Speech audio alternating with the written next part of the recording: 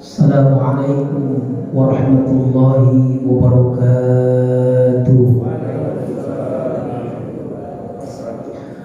Alhamdulillah, alhamdulillahilladzi ja'ala al-islam tariqan sawiyyan wa wa'ada lil-mutamassikina bihi wa yanhauna al-fasada makanan 'aliyyan.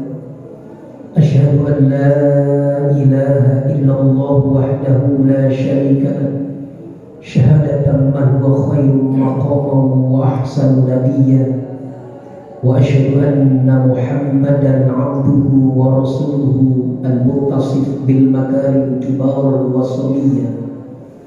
Allahumma salli wa sallim wa barik ala sayyidina wa maulana Muhammad sallallahu alaihi wasallam. Kana sadiqal wa'di wa kana rasulan nabiyya wa ala alihi wa ashabihi alladhina yuhsinuna islamahum wa lam yaf'alu syai'an fariyya.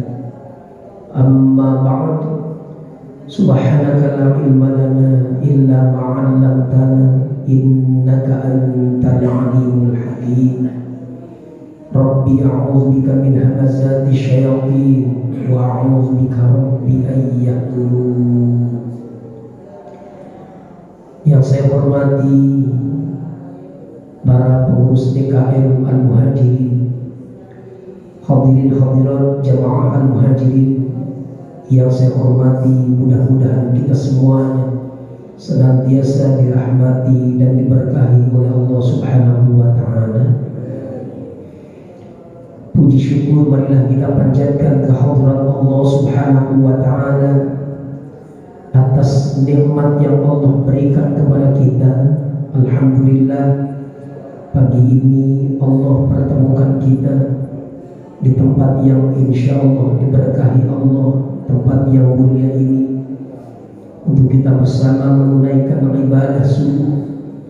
Mudah-mudahan amaliyah ibadah kita ini diterima oleh Allah Subhanahu wa ta'ala. Salawat salam tidak lupa kita sampaikan kepada paduka alam baginda Nabi besar Muhammad sallallahu alaihi wasallam, juga kepada keluarga, para sahabat dan segenap pengikutnya hingga akhir zaman. Hadirin hadirat rahimahullah, terlebih dahulu marilah kita bersama-sama membacakan Ummul Quran dengan keberkahan Fatihah yang kita baca. Semoga pahalanya Allah hadiahkan untuk orang tua kita atau keluarga kita yang telah lebih dahulu dipanggil oleh Allah. Semoga mereka semuanya Allah ampuni segala dosanya, Allah terima segala amal ibadahnya, Allah lapangkan kuburnya, Allah jadikan kuburnya raudhah min riyadhil jannah, dan Allah tempatkan mereka semuanya di surganya Allah Subhanahu wa ta'ala. Untuk orang tua kita yang sekarang masih ada, semoga dengan keberkahan Fatihah Allah berikan kesehatan lahir batin kepada mereka. Allah berkahkan umurnya, Allah berkahkan rezekinya, Allah berkahkan hidupnya, dan Allah bahagiakan orang tua kita dunia dan akhiratnya. Untuk keluarga, saudara atau jamaah kita yang sekarang ini sedang diuji oleh Allah dengan sakitnya, semoga dengan keberkahan Fatihah yang kita baca Allah angkat penyakitnya dan Allah berikan kesembuhan yang sempurna. Dan semoga Allah memberikan karunia kepada kita kesehatan baik lahir maupun batin. Yang sedang memiliki urusan, semoga Allah mudahkan segala urusan-urusannya. Yang sedang dalam kesulitan, semoga Allah berikan jalan keluar dari setiap kesulitannya.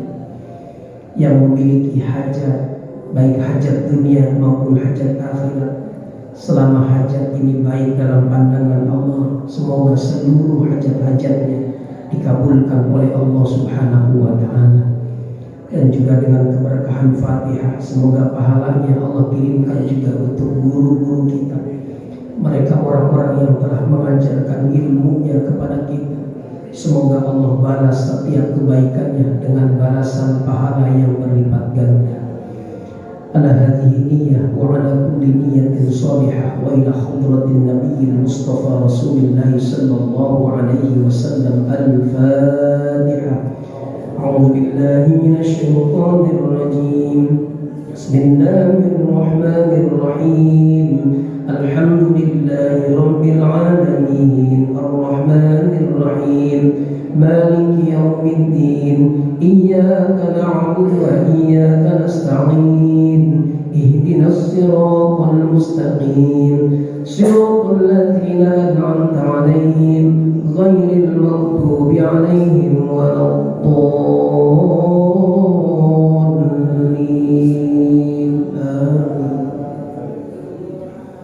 Bismillahirrahmanirrahim.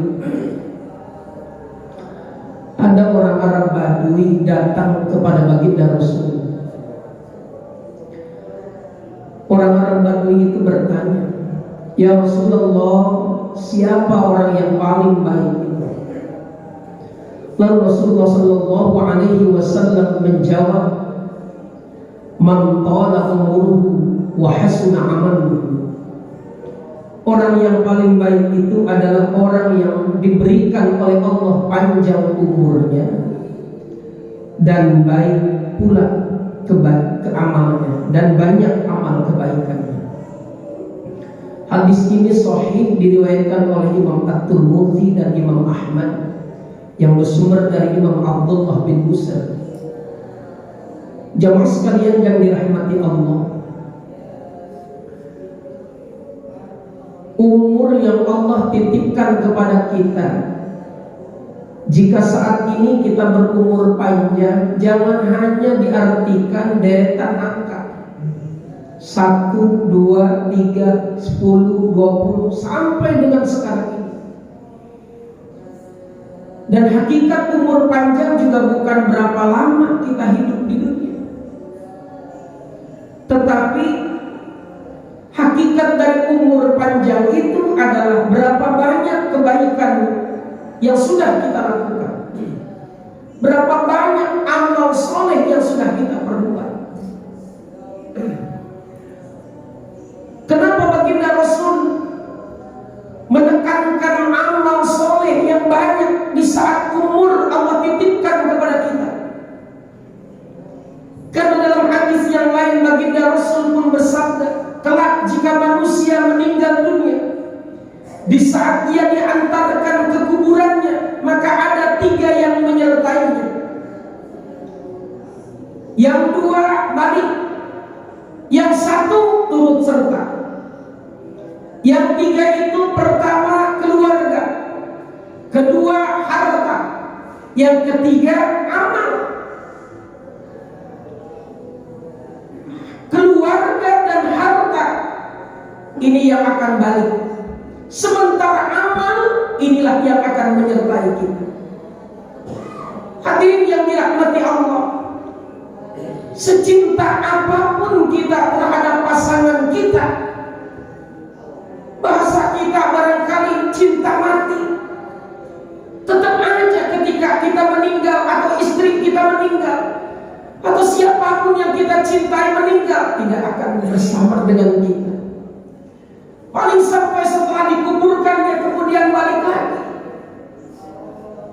Istri kita meninggal, bapak yang kuburin, bapak yang injek-injek kuburnya biar keras, gak usah balik lagi.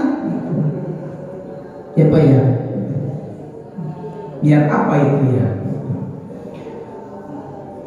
Biar bapak tenang kali ke depannya ya. Jamaah sekalian yang dirahmati Allah.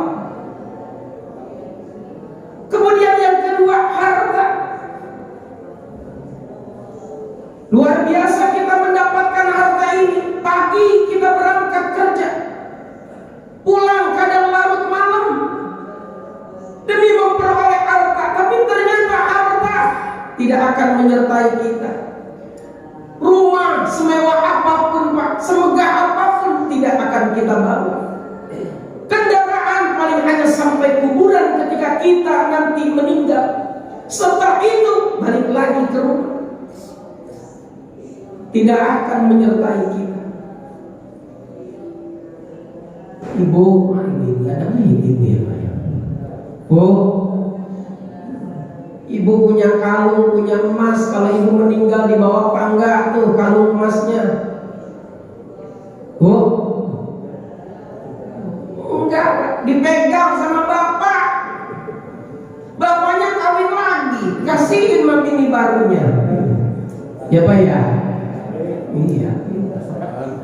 Bapak jangan ketawa juga. Nih kalau bapak punya rumah bagus, bapak meninggal dunia, istri nikah lagi, rumah bapak ditempetin tuh sama suami yang barunya.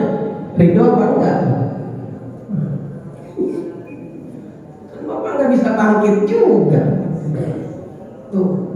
Nah jamaah sekalian, artinya harta tetap kita tinggalkan, nggak menyertai kita.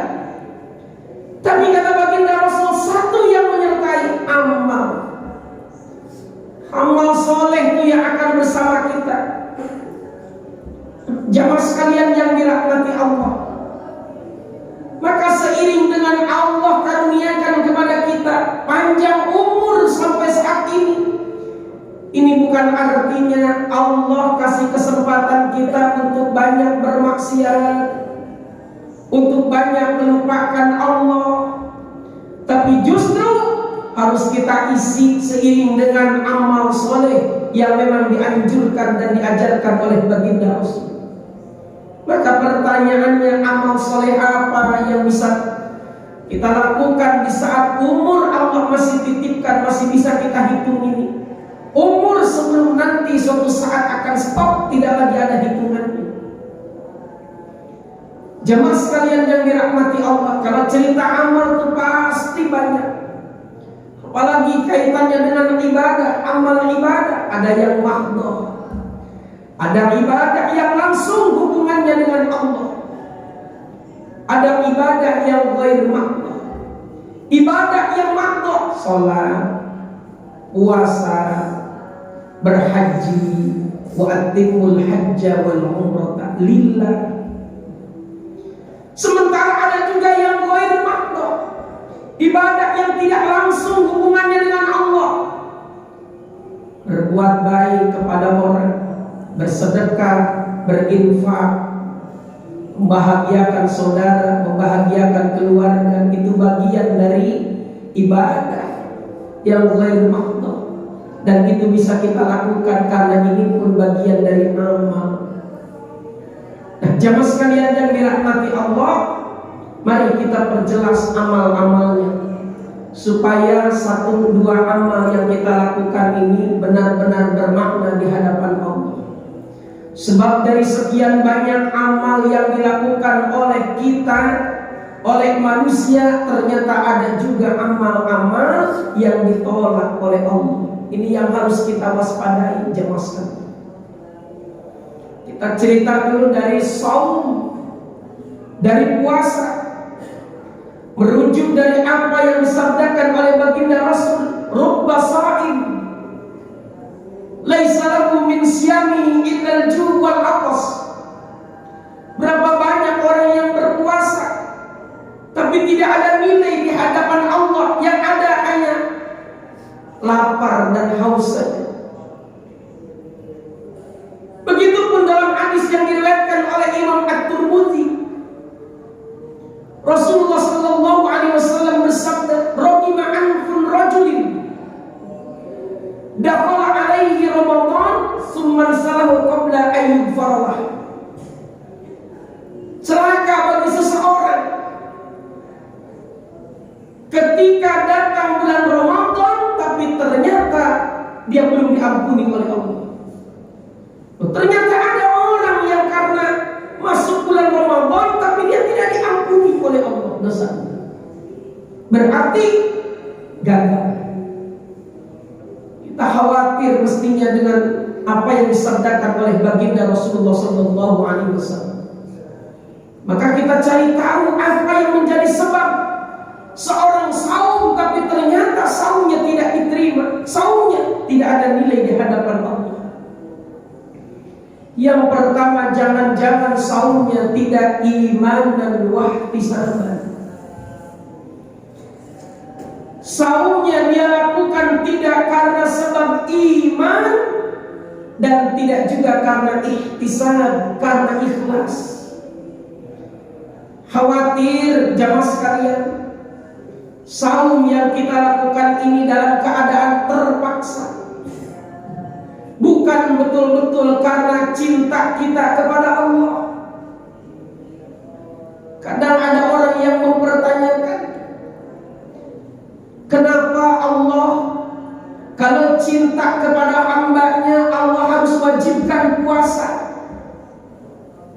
Ada yang bertanya begitu. Bukankah kalau orang tua yang cinta dengan anaknya, dia pasti akan suruh anaknya untuk makan, dia suruh anaknya untuk minum. Sementara Allah nyuruh kita puasa, sama dengan artinya jangan makan sampai pada waktunya, jangan minum sampai pada waktunya. Coba bapak-bapak kalau cinta sama anak, sayang sama anak, yang di sini nanya saya, kira-kira kalau bapak ibu cinta sama anak, nyuruh makan apa nyuruh jangan makan? Jawab atuh Pak. Sehat. Sehat. Curiga saya, nggak nyambung kelihatannya. Pak, sehat. Kira-kira bapak kalau cinta sayang sama anak, nyuruh makan apa nyuruh jangan makan? Nyuruh makan. Tapi kenapa Allah katanya cinta kepada hambanya, nyuruh kita untuk puasa? Sama dengan nyuruh jangan makan sampai waktunya nanti.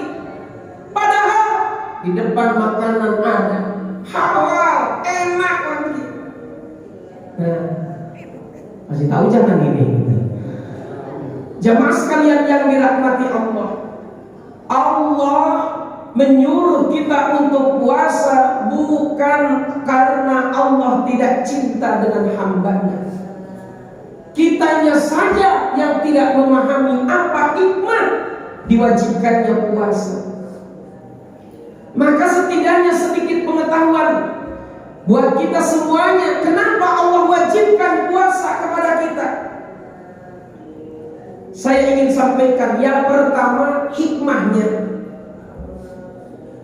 Karena Allah hendak memberikan kenikmatan yang berlebih kepada kita. Saya mau tanya lagi sama Bapak, kan Bapak jawab Bapak yang sehat nih kelihatannya. Bapak kita ini Pak, makan akan terasa nikmat itu makan kalau kita apa? Semakin lapar, semakin nikmat ketika kita makan. Coba Bapak Ibu, kita tahan makan kita dari subuh ini sampai dengan maghrib. Maka ketika kita minum, baru minum saja, pertanyaan saya, enak apa enggak? Nikmat apa enggak? Tuh. Bapak kemudian makan Pak, gak usah jauh-jauh Pak, makan sama buras, lontong ditambah gorengan atau kurma, enak apa enggak? Aduh, kayaknya udah deh gak usah makan juga. Kalau kira kita kan udah makan 3 lontong juga belum makan Pak, kalau belum nemu nasi. Betul nggak? Betul gitu. Di sini begitu kebiasaannya. Masya Allah, kita temukan tuh Pak kenikmatan itu. Sekarang zaman dulu kita bangor Pak, bandel. Oh, zaman bandel nih. Waktu masih kecil, nyolong-nyolong waktu, nyolong kesempatan ke kamar mandi Pak. Padahal ternyata kita, maaf ini Pak, zolimnya nih, kita minum. Ini barangkali ya ada kesan pribadi dulu yang pernah seperti itu, pengalaman pribadi ya, kalaupun ada sebutlah itu. Sekarang pertanyaannya, ketika makan saat berbuka nikmat apa tidak?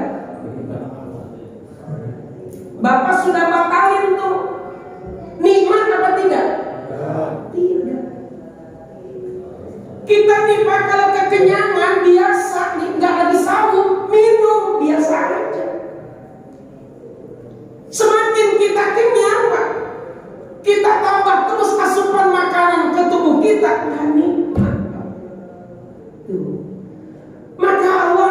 memberikan kenikmatan yang lebih kepada kita, wasilah dari diwajibkannya saum kepada kita, maka pantas baginda Rasul bersabda, "Lis-shaim farhatan, farhatun indal iftar wa farhatun inda liqa'i rabbih." Dua kebahagiaan bagi orang yang berpuasa, dua kenikmatan bagi orang yang saum. Apa itu? Indal iftar, ketika dia berbuka, kenikmatan, kebahagiaan. Wa farhatun inda liqa'i rabbih, dan kenikmatan, kebahagiaan di saat nanti akan bertemu dengan Rabb-nya. Kita akan menjumpai Allah Subhanahu wa ta'ala. Nah, itu hikmah yang pertama. Yang kedua, Allah hendak ajarkan kepada kita bagaimana beretika kepada Allah melalui saum. Perhatikan ketika kita saum, kita nggak berani bohong, nggak berani nyakitin orang, nggak berani berkata kasar, nggak berani buka aib orang. Kenapa? Lagi saum, lagi saum. Coba kalau lagi nggak puasa, kayaknya bohong jadi santapan setiap hari. Kayaknya ngomongin orang, gibahin orang jadi kebiasaan kita. Tuh, kalau ada saum nggak berani. Coba perhatikan ketika ibadah, beretika kepada Allah nih. Ketika kita ibadah di saat kita saum, di saat bulan Ramadan ini, seolah kita tidak ingin lepas dari awal waktunya. Maghrib nggak jauh kita batalin, Pak, langsung kita sholat. Biasanya kadang jam 7 kurang seperempat, kadang setengah 7. Tapi saum ini nggak jauh dari awal waktu. Itu nikmat. Isya, apalagi Isya, nggak mau ketinggalan kita dengan tarawihnya. Kita datang segera tuh, Pak, ke masjid, ke musola, ke tempat-tempat sholat. Ibu-ibu beda lagi, Pak. Kalau ibu-ibu lebih awal habis buka langsung berangkat ke masjid, Pak, nyimpen sejadah. Habis nyimpen balik lagi masak kapling. Tapi yang jelas, ibadah saja ketika datang Ramadan itu beda. Subuh karena ada kajian, kita greget, Pak, habis sahur langsung berangkat ke masjid. Zuhur terkadang masjid-masjid sering ada kajian, apalagi Sabtu Ahad. Begitupun dengan asar, kadang diimbangi dengan pengantar berbuka. Enggak, seolah tidak ingin ketinggalan. Udah di awal waktu, ini Ramadan. Bagaimana kalau di bulan-bulan yang lain? Bisa jadi kita, maaf, sering telatnya. Tapi juga survei membuktikan, Pak, biasanya di Ramadan itu 2 minggu bertahannya. Kita jaga mulut kita biar enggak bohong. 2 minggu biasanya, Pak. Kesononya mah, apalagi ibu-ibu. Dalihnya apa, Pak? Pengen beli sayuran, udah ceritanya kemana-mana. Bu, tahu nggak, Bu? Tapi bukan ibu di sini sih, ibu di sini enggak beda gitu ya. Nah, begitu juga dengan ibadah sholat di awal-awal, maka maaf, masjid penuh, musola penuh. Kesononya sudah 3 minggu mulai kelihatan jamaah mana yang istiqomah. Masjid-masjid yang sudah banyak lagi yang ditinggalkan oleh jamaah-jamaah. Berhusnuzon sih mereka sih sedang mudik ya. Tapi bagi yang tidak mudik, ada lagi nanti kelompok manusia yang meremehkan, menganggap remeh tentang amalan sunnah.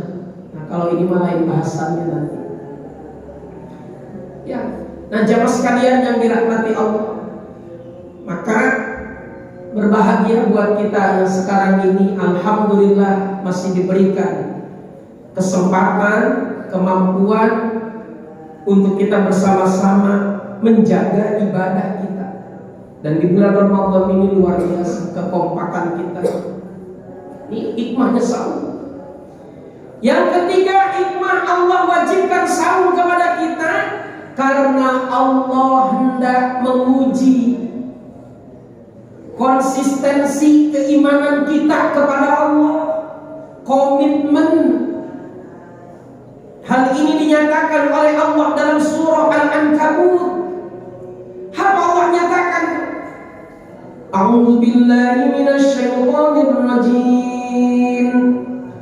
Ahasiban nasu an yutraku an yaqulu amanna wa hum la yuftanun.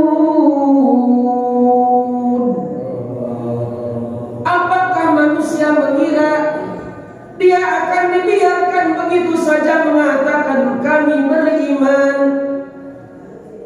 padahal mereka belum diuji, kata Allah.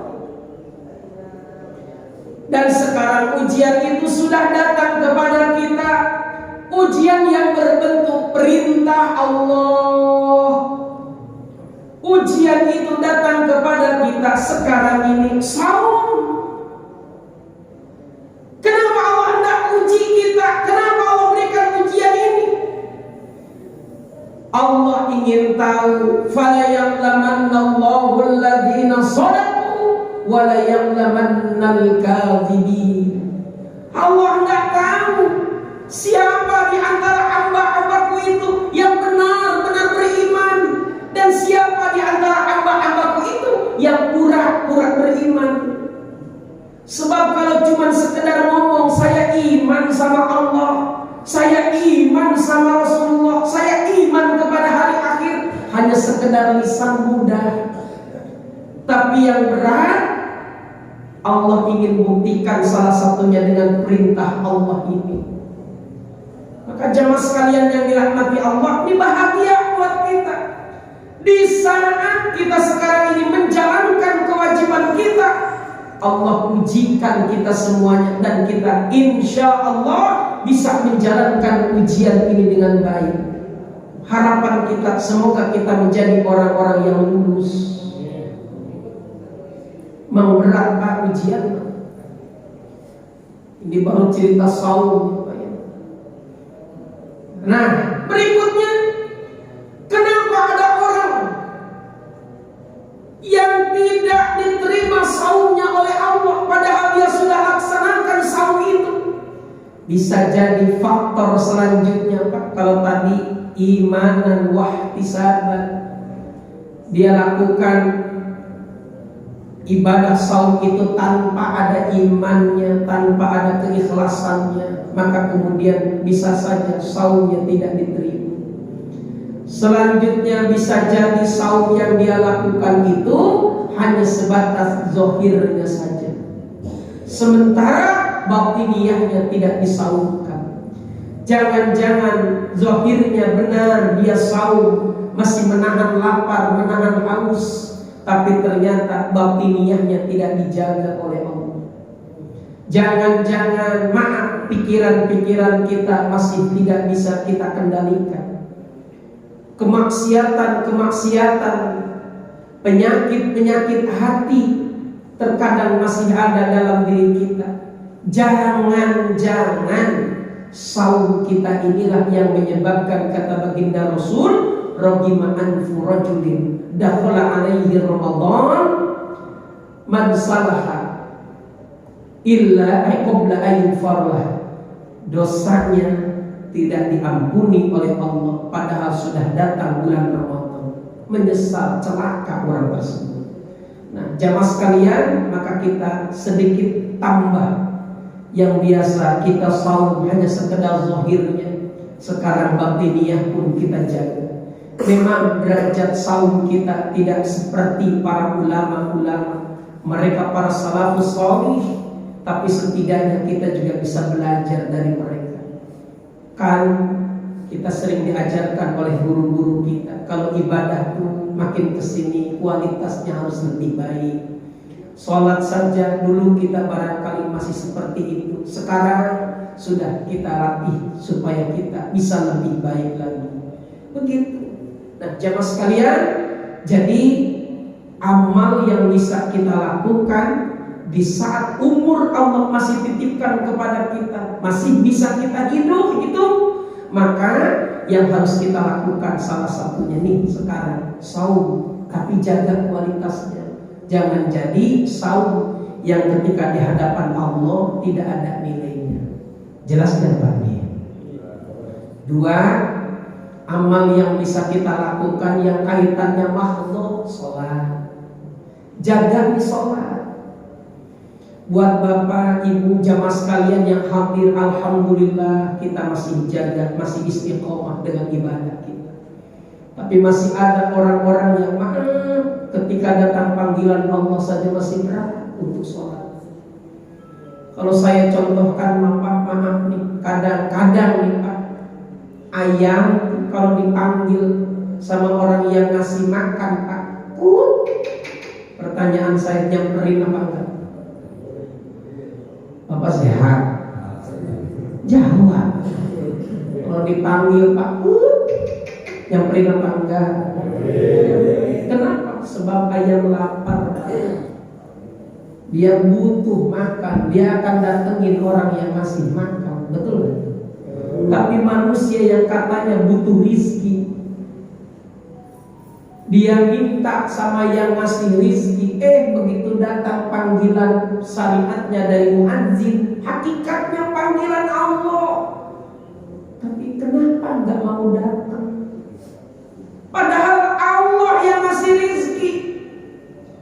Katanya manusia pengen sehat, tapi yang ngasih sehatnya nggak pernah didatengin.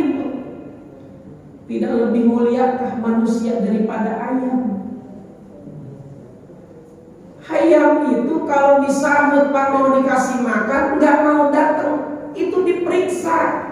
Kalau orang tua dulu nyebutnya ayam kena tetelo itu kalau diperiksa di pantatnya ada lendirnya itu. Maka kalau ada orang nih Pak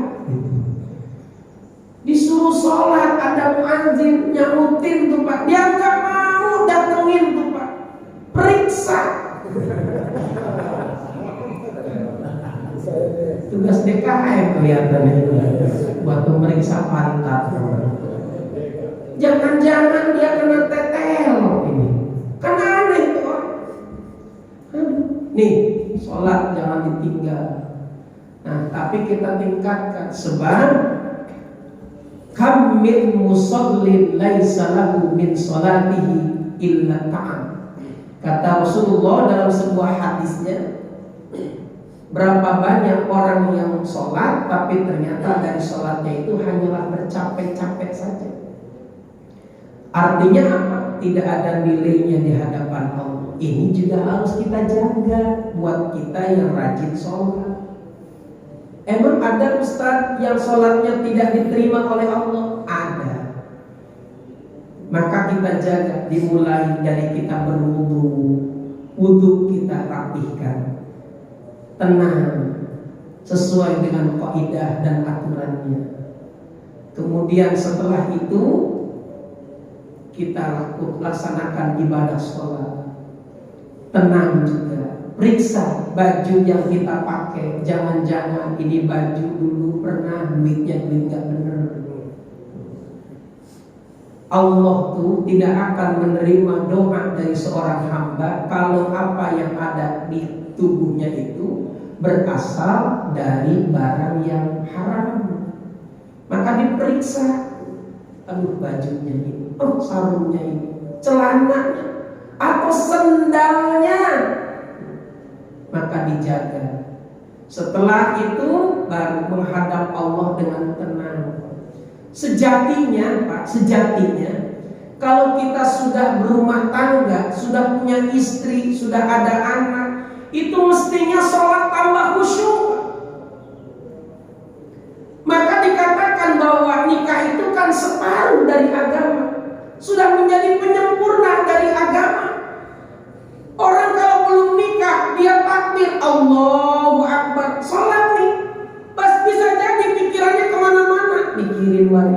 mikirin apa, kan begitu. Lah kalau orang sudah menikah, apalagi yang dipikirinnya? Mestinya membuat tenang. Betul nggak Pak itu ya? Iya.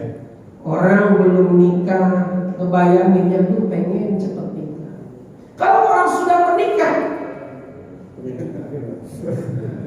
pengen punya anak gitu. Ya, udah punya anak, udah tenang tuh Pak. Apalagi coba, apalagi bapak-bapak jamaah sekalian hidup sekarang berada di Ciumbur Country. Waduh, udah kelasnya udah kelas beda yang di sini. Apalagi yang kurang? Dan tenangkan sekarang ibadah. Ini ketika takbir Allahu Akbar, bayangannya udah kemana Pak? Sukses sudah, rumah udah bagus, istri ada, anak hadir, udah lengkap. Maka tenang mestinya ibadah.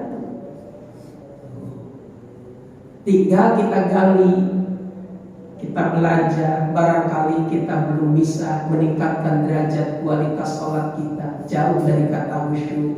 Bisa jadi karena kita kurang paham dengan maknanya. Nah ini mah tugas kita, pelajari itu maknanya. Kemudian bisa jadi kita ini Pak kurang fokus dengan ibadah kita karena kita terlalu sibuk dengan urusan dunia.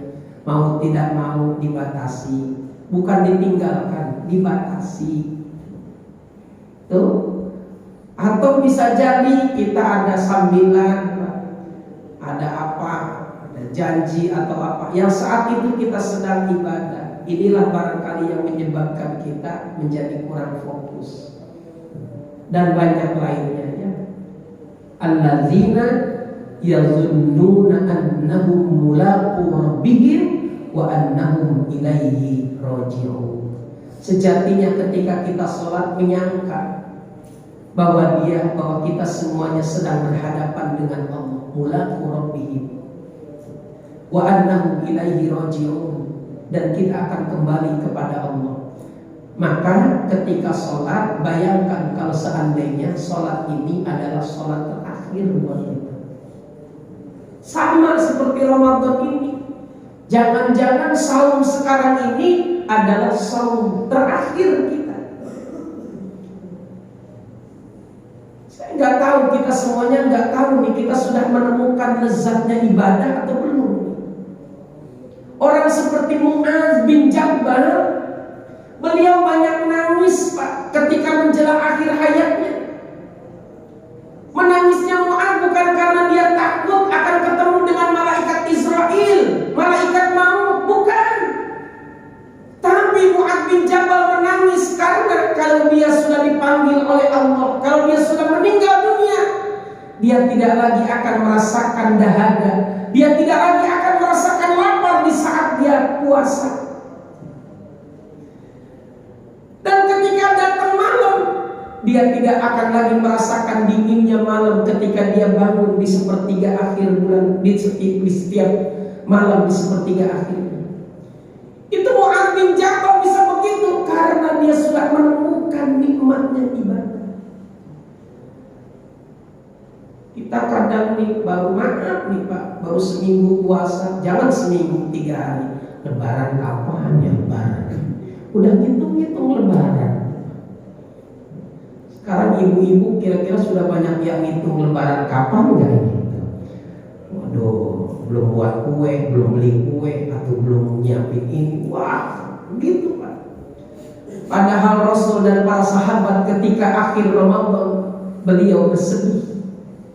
Bahkan diungkapkan oleh Rasul, tidak hanya baginda Rasul dan para sahabat yang bersedih, tapi bakatis samawati wal ardh, langit dan bumi pun ikut menangis.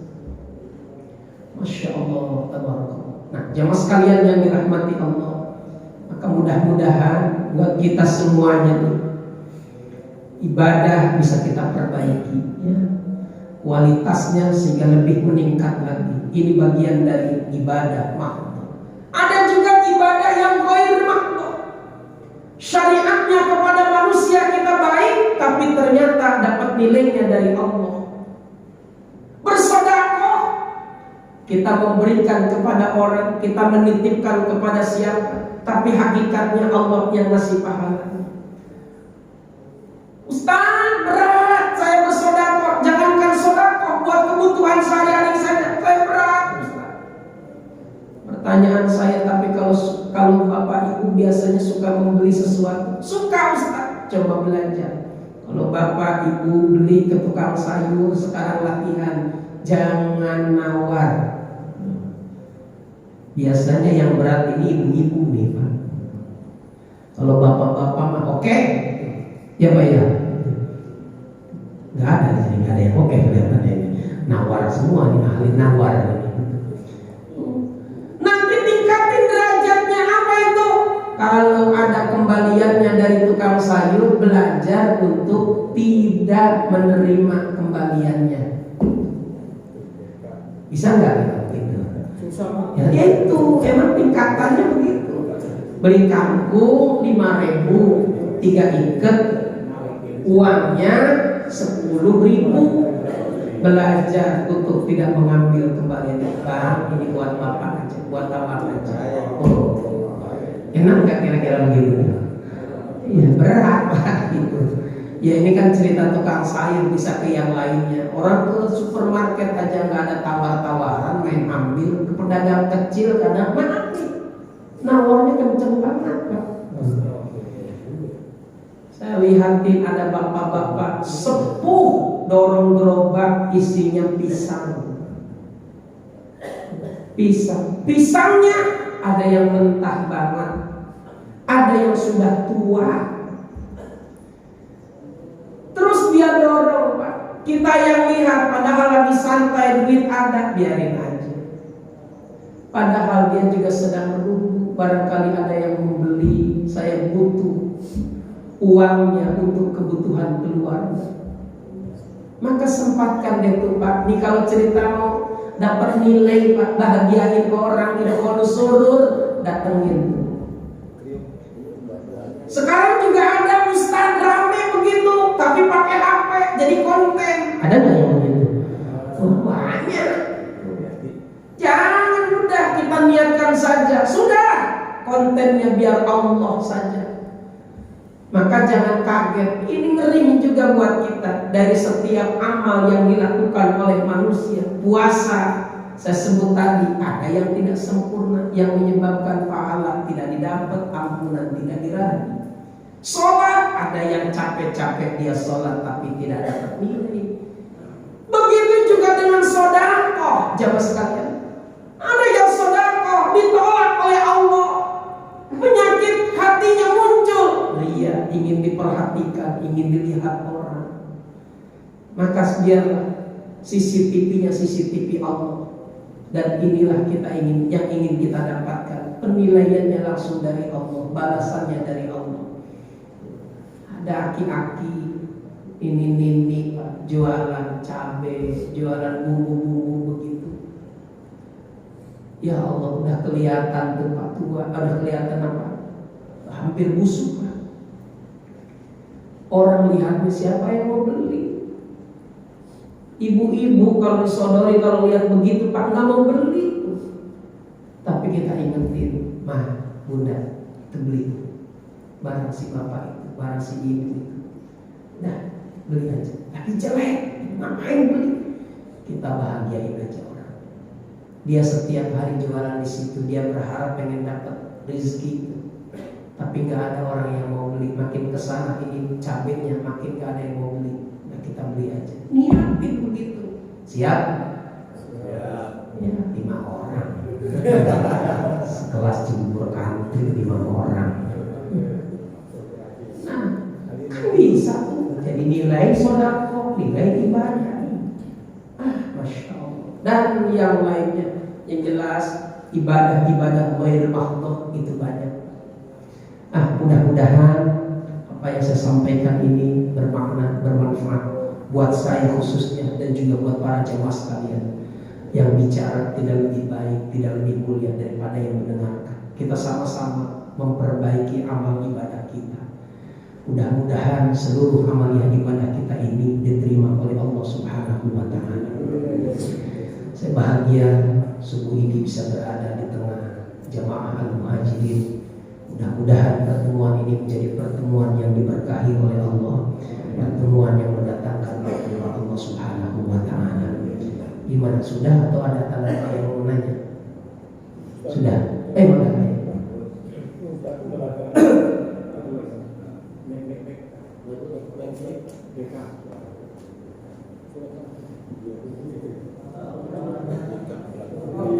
Oh, belakang dulu, ayo enggak? Waalaikumsalam. Izin bertanya tadi ya. Fadhil. Kan waktu zaman Rasulullah itu kan pernah ada orang yang dikejar-kejar mau dibunuh ya. Pada saat Rasulullah ditanya, ada orang lewat sini ya. Pada saat itu kan orang itu kalau nggak salah nanti duduk, terus dia berdiri. Dia bilang selama saya berdiri saya nggak melihat. Itu kan tidak bohong Ustaz ya. Nah, tapi tujuannya memang menyelamatkan.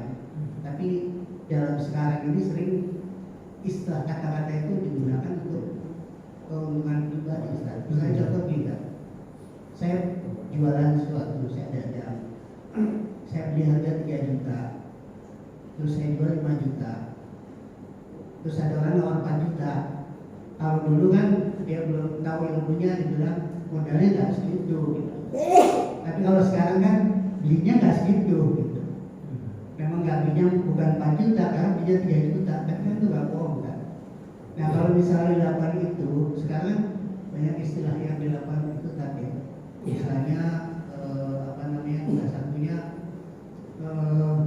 menaikkan sesuatu, bahasanya menyesuaikan, dan sebagainya tadi. Nah itu kalau kita dalam berpuasa itu termasuk kategori bohong nggak Ustaz?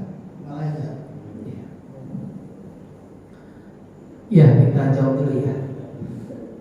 Baik, jamaah sekalian, Rasulullah Shallallahu Alaihi Wasallam bersabda, "Iyyakum wal kadhib, fa innal kadhib yahdi ilal fujur, wa innal fujur yahdi ilan nar." Jauhilah oleh kalian sifat bohong, karena bohong itu akan menghantarkan kepada perbuatan dosa, dan perbuatan dosa itu akan menghantarkan seseorang masuk ke dalam nerakanya Allah. Nah, jamaah sekalian yang dirahmati Allah, bohong yang bagaimana? Amun ada bohong yang baik itu. Kalau kita mau membuka kitab Riyadhus Shalihin, di sana ada diungkapkan hadis-hadis sahih yang diriwayatkan oleh banyak perawi-perawi yang sahih. Mereka baginda Rasulullah SAW menyatakan dalam satu hadis yang panjang itu, ada memang keterangan ketika seorang istri menutupi kebohongannya demi menjaga muruah suaminya. Saat itu ada anaknya, ya sebetulnya tidak bohong, hanya bahasanya saja yang diindahkan. Suaminya ketika itu sedang bekerja, anaknya meninggal. Sampai kemudian memberikan kiasan seorang istri itu kepada suaminya, kalau ada orang punya barang, dititipkan barang itu kepada orang lain. Kemudian orang lain itu hendak mengambil barang yang punyanya ini, mau mengambil barang kepada yang dititipkan itu, boleh atau tidak? Boleh. Bagus atau tidak? Bagus. Bahasanya kiasan. Apa yang kemudian dilakukannya? Sesungguhnya anak kita sudah dipanggil oleh Allah. Suaminya sampai baru tahu itu, demi menjaga muruah. Dan itu dinyatakan oleh Rasulullah dalam sebuah hadis. Nah, kemudian ada juga yang seorang istri yang atau suami, pasangan suami istri yang demi menjaga muruah. Muruah itu kehormatannya. Dia akhirnya menutupi. Masya Allah, itu baju ya bagus banget. Padahal baju yang dibeli itu kurang bagus. Nggak disenengin sama kita, tapi kita ngomongnya bagus banget, membahagiakan istri. Sebab kalau kita jujur, khawatir istri kecewa. Ngapain beli baju yang begitu, nggak seneng saya gitu. Nah, ada cara-caranya gitu. Tinggal kita pakai. Kalau pakai biar cepat rusak kan sering. Kata istri, Masya Allah, berarti ini baju favorit banget ini, sering dipakai. Padahal tujuannya biar cepat demi menjaga. Kita sambungkan. Memang ada bohong yang dikategorikan sebagai bohong yang dibolehkan dalam syariat agama, tapi itu pun hanya segelintir saja. Salah satunya tadi disebutkan kalau menjaga jiwa manusia, demi menjaga jiwa manusia. Nah sekarang ada lagi nyerempet, bagaimana kalau pedagang-pedagang yang sering bohong, pedagang yang sering bohong. Rasulullah ungkapkan at-tajiru shadiq, pedagang yang jujur akan bersama dengan baginda Rasulullah SAW. Rasulullah itu seorang pedagang. Rasul senang sama pedagang yang jujur, maka akan bersama nanti dengan baginda Rasul di surganya Allah. Nih balasan dari pedagang yang jujur. Tapi sekarang pertanyaannya, ada tidak pedagang yang jujur? Ya juga jangan menafikan, dari sekian banyak pedagang ada yang jujur. Tapi kan rata-rata pedagang sekarang itu kalau dia jualan, dia pengen kelebihannya sekian. Wajar kalau dia namanya juga usaha, pasti ingin mendapatkan keuntungan. Tapi keuntungannya yang seperti apa? Yang wajar saja. Yang wajar saja. Kalau dalam riwayat kan dikatakan, ini kaulan saja ya dari para sahabat, Rasulullah itu juga seorang pedagang. Tapi kalau Rasulullah berjualan, ternyata tidak memberatkan kepada pembelinya, sampai kemudian disenangi. Berapa Tuhan? Ini harganya. Saya dari sana sekian, terserah Tuhan mau ngasih saya berapa. Saya dari sananya, dari sana itu dari yang bawahnya sekian, terserah Tuhan mau ngasih. Saya cuma adanya sekian, silakan. Berarti nggak kira-kira begitu? Misalkan ini kalau cerita aqua atau minuman, misalkan gelas, berapa ini? Saya ngambil dari sananya 3.000 rupiah, 500 rupiah, terserah Tuhan mau ngasih saya berapa. Itu misalkan contoh. Nah sekarang ada nggak yang jualan begitu? Wah, kayaknya udah hilang. Nah jamaah sekalian, kemudian saya pernah contohkan ini. Pedagang yang baik itu pedagang yang juga bisa beramal, bisa bersedekah. Saya tanya, kalau sekiranya jual beras di liter, Pak, ini ceritanya di kampung nih Pak, Bapak belinya di kampungan sih ya gitu. Ini ceritanya beli yang di kampung tuh Pak, beli beras di liter Pak, 1 liter. Pertanyaan saya, ujung literannya itu sering diratain apa enggak tuh kalau kita beli? Diratain Pak. Coba sekarang belajar untuk tidak meratakan Pak. Jadi kalau sudah ngambil begitu 1 liter, langsung dimasukkan. Ternyata di Bekasi itu ada ibu-ibu yang begitu, dan hasilnya bukan jadi sepi, justru jadi banyak orang yang datang. Dia bersedekah, umpannya hanya ya sedikit kelebihan dari junclungnya itu Pak. Tapi ternyata mengundang orang-orang untuk datang ke tempatnya. Beli berasnya di anu aja, dia mah nggak di ini, atasnya nggak diratain. Ketika ditanya, ibu kenapa gitu? Kak, saya memang niat mau bersedekah, barangkali dari sini saya bisa bersedekah. Gitu. Sederhana jawabannya, tapi itu sedekah itu ya, kita belum cerita rahasia di balik sedekah saja ini. Fadilahnya ya, mengundang rezeki. Begitu. Jadi pedagang yang jujur, insya Allah bersama Rasul, dan usahakan kalau memang betul-betul jujur, pasti akan mengundang nanti orang-orang untuk mau membeli ke tempatnya. Tadi jangan disebut ya, kalau ceritanya dia belinya 4.000 tapi ngomongnya 5.000, ya dia sudah berbohong. Bagaimana dengan saumnya, impactnya Pak? Bagaimana dengan saumnya? Ya yang kita khawatirkan ini dari amalan-amalan saum kita itu akibat dusta yang dilakukannya. Kalau mau jualan, sudah jualan saja. Kalau misalkan kita tidak membelinya waktu itu sekian tapi kemudian melebih, nggak usah disebut Pak berapanya. Lebih baik kalau ada orang nawar dan itu belum, ya nggak usah diceritakan. Saya dari sananya aja ngambilnya sekian, padahal bohong. Nggak usah. Kan gak ada juga hikmahnya buat kita, benar gak itu? Ya kalau dia memang rezeki kita Pak, Dia akan balik lagi ke kita, percaya. Tapi kalau memang tidak, Allah sudah menentukan takdirnya. Angkot, kalau di sini sih nggak ada angkot, Pak. Angkot di tempat lain tuh seliweran di mana-mana, tapi rezekinya Allah Maha mengatur. Ternyata ada saja tuh begitu. Ada orang padahal baru jalan, angkot baru lewatnya, tapi kan berikutnya begitu. Barangkali kita tidak usah menceritakan asal muasal atau duit sumbernya berapanya dengan segala macam gininya, nggak usah. Udah, biar nanti juga Allah akan tunjukkan pembeli-pembeli yang baik kepada kita. Gitu husnuzonnya. Jadi benar yang kita khawatirkan berpengaruh kepada saumnya. Jangan-jangan pahala saumnya berkurang atau hilang. Kalau cerita sah batalnya saum itu tergantung dari fikihnya, kan gitu. Tapi kalau batal pahalanya, batal bahasa agama, batal bahasa kita, batal pahala saumnya. Inilah yang kita khawatirkan dari sababiyah amaliyah kita. Ya, wallahu a'lam bishawab. Enggak.